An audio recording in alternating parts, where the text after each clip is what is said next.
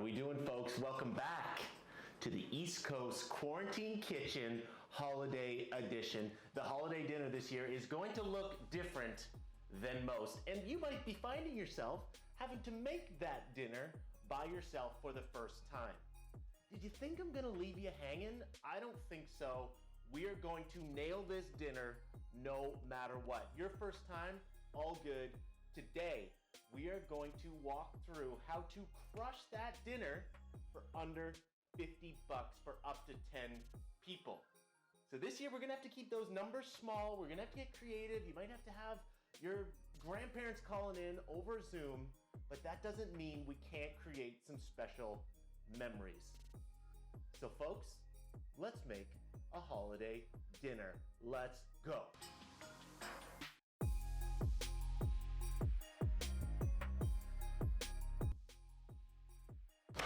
Okay, first things first, let's get cracking on the turkey, the big piece of the whole dinner. So don't get too intimidated by this turkey.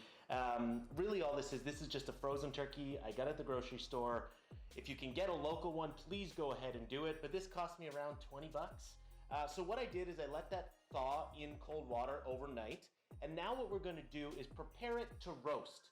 So roasting a turkey, I've got the oven set at 350 degrees. And what you're gonna wanna do is let that turkey roast for about 13 minutes per pound. So for this turkey, it's gonna be in and around 3 hours. That is some serious math, Andy. So what we're gonna do now is just kind of, again, prepare the bird. You're gonna want a roasting sheet, and then we're just gonna wanna place that turkey into the roasting sheet. I'm putting like a little cooling rack underneath just to allow the air to go up underneath it. Don't forget the neck. The neck is the best part. So we're gonna add in that as well. So what we can do is we can actually stuff the cavity. Don't worry about putting stuffing in the cavity. It just changes how long the turkey takes to cook and it's a bit of a pain. So what I'm gonna do now is just kind of put in some aromatics to get that flavor into that turkey. So just add some lemon. I've got a little bit of rosemary. That'll be good for the inside of the turkey. Okay, we got the bird stuffed. Next up, you're gonna wanna season this bad boy aggressively with salt. And then what I ended up doing here is melting some butter, putting some summer savory in it, and then just using a brush to brush that melted butter onto the outside of the skin. That's gonna make this bad boy nice and crispy. Once that's done, pop it in the oven, and we gotta move on. We got lots of work to do.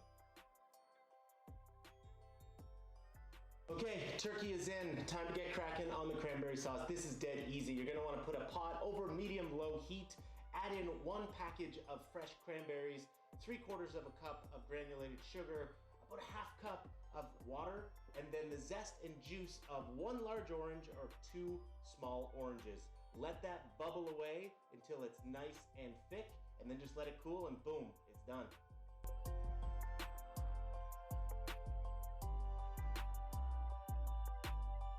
We are just motoring along. This is so exciting. Okay, we've reached my favorite part of the entire dinner, the stuffing. My mom's stuffing at that. So this is really easy to make. The big secret ingredient that she uses is ground sausage meat. You can get like a tube of it at the grocery store, check for it. So all we're gonna do here is add that ground sausage meat to a pan set over medium-high heat. We're also gonna add in a little bit of chopped leek, a 1/2 chopped onion, and let that saute away until the meat is fully cooked. While that's going on, take a loaf of bread and just tear it apart with your hands and place it into a bowl. We can add the other 1/2 of that diced onion into the bowl with the bread, season with salt, pepper, a little bit of summer savory, and then when that sausage mixture is done cooking, add all the meat, the leek, the onion, and all those juices into the bowl, toss together, and you're in really good shape. The last step you're gonna wanna do is grab a casserole dish, add all of that stuffing into the casserole dish itself, pop it in the oven at 350 for about 45 minutes, and you're good to go. You are going to love it. I really hope that recipe becomes a family staple for you, because that is the ultimate flavor of a holiday dinner for me. You are going to love that one.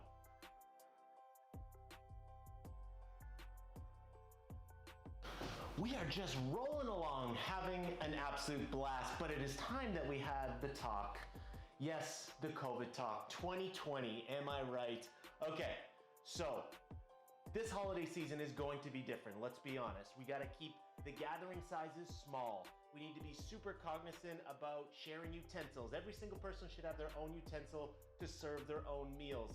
One person has to cook everything. No potlucks this year. We gotta reduce the risk as much as we can so we can get back to having big family dinners, going to restaurants, gathering around meals. The sooner we do this, the sooner we get to the other side. Stay vigilant this Christmas. We are going to have fun. It will be unique, but we will get through this. If you want to learn anything more, go to www.novascotia.ca/holidays. Now, back to cooking. All right, we're on the home stretch now, just the vegetables left to prep, and we're looking really, really good. So what I'm gonna do now is I'm just heating up a pot of salted water in a big pot.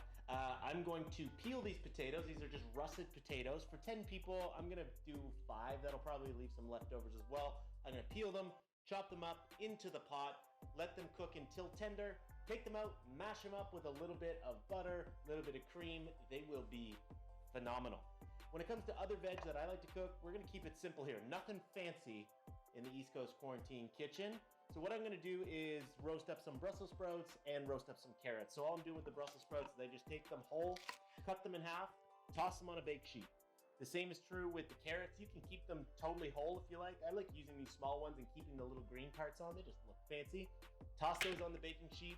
Before I put that into an oven, I'll douse it in olive oil, a little bit of salt, put it in the oven at 450 for around 45 minutes. So when we take the turkey out, it has to rest for probably around 45 minutes. So that is the perfect time to roast off your vegetables. That should be one of the only things that you need to do last minute.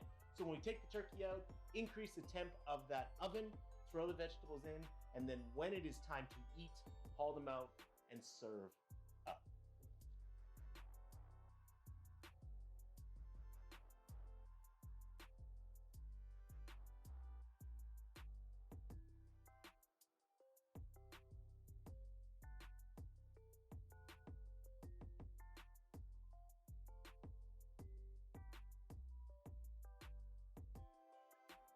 Okay, very exciting time. The turkey is done. I checked the internal temperature. You're gonna wanna see that get to 165 degrees. So I'm just gonna let the bird rest now. We're in no rush there. But what I am gonna do now is take all of the drippings from the turkey and put that directly into a medium-sized pot over medium heat.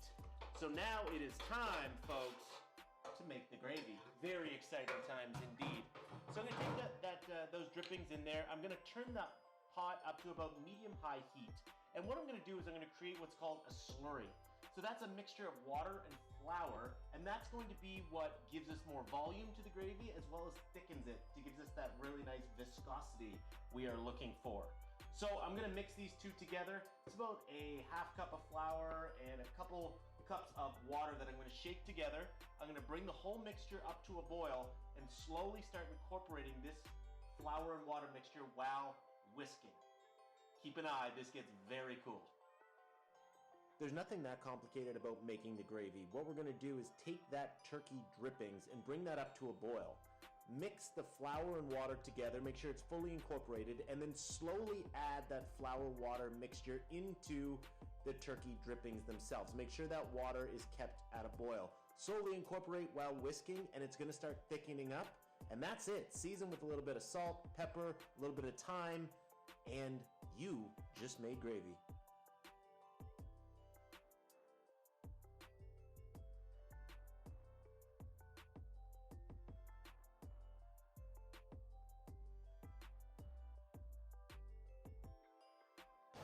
Look at us, folks. Holiday dinner in the books. We have Brussels sprouts, a beautiful roast turkey, stuffing, cranberry sauce, mashed potato, gravy, carrots, a true holiday feast. Thank you so much for swinging by the East Coast Quarantine Kitchen. I appreciate it so very much. I hope you and your family have an amazing holidays. It's gonna be different, but the sooner we follow the rules, the sooner we can all get back to normal. I appreciate you all so very much. Let's get this whole province cooking, and I will see you in 2021.